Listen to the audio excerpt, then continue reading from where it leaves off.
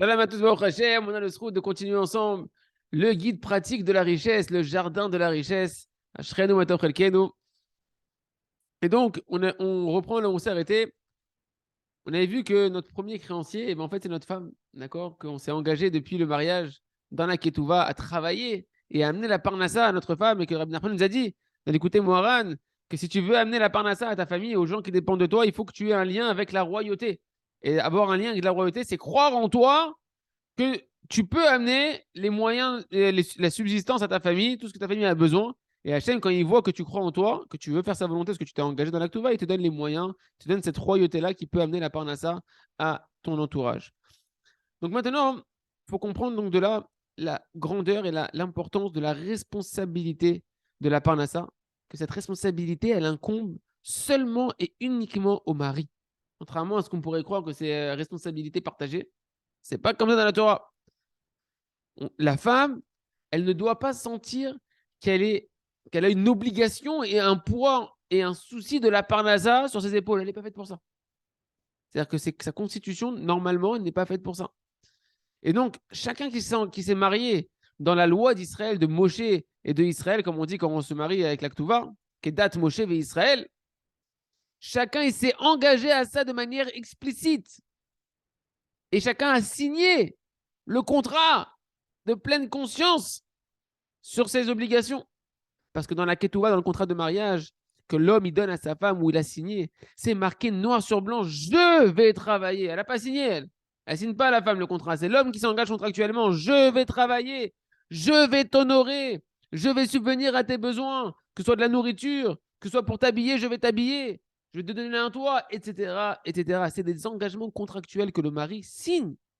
Ça veut dire quoi? Le mari, il s'engage. Tu t'es engagé, mon ami. Dans tout ce qui a. Mais t'inquiète pas, si tu t'es engagé, c'est qu'Hachem, il, compte, il est là pour te donner ce qu'il veut que tu fasses à Kadosh Baruch Hu. Mais il faut que tu crois et que tu prennes cette responsabilité-là pour qu'Hachem, il t'envoie l'abondance et la bracha. Que l'homme, il s'est engagé envers sa femme dans tous les sujets de la parnassa, la nourriture, les vêtements, l'habitat, etc. Parce qu'en réalité, tous les besoins de la femme, ils reposent sur les épaules du mari. L'homme, il s'y est engagé complètement. Tandis que là, elle n'a aucune obligation.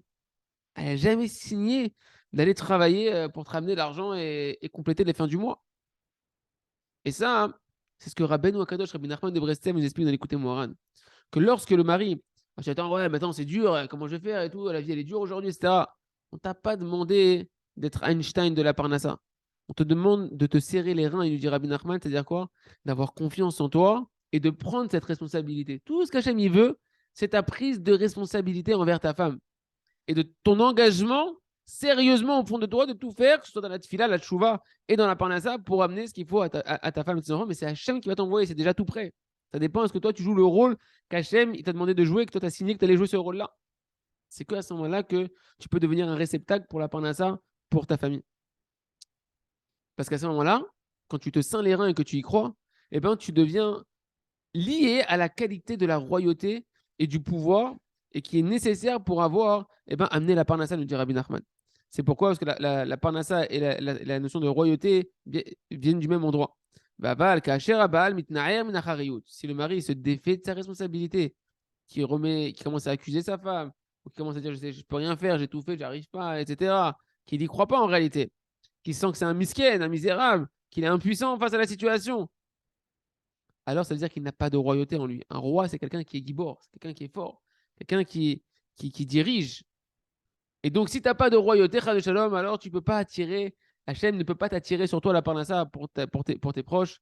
Vas-y, Ratson, que chacun, dans sa des doutes, dans sa prière, dans son examen de conscience, que chacun prie à Kadosh Baruch Hu d'y croire que si Hachem il t'a fait signer sur un contrat, que c'est toi qui as la responsabilité de la parnassa, c'est que si tu es sérieux dans ça, dans ta détermination, Hachem, à travers toi, et même qu'à travers toi, il peut envoyer toute la bracha pour la maison et même facilement, comme on apprendra dans les prochains cours. De mettre en pratique ces conseils et d'avoir la bracha dans la parnassa pour nos femmes, nos enfants, pour tout l'homme Israël. Chazak, Benit Razek.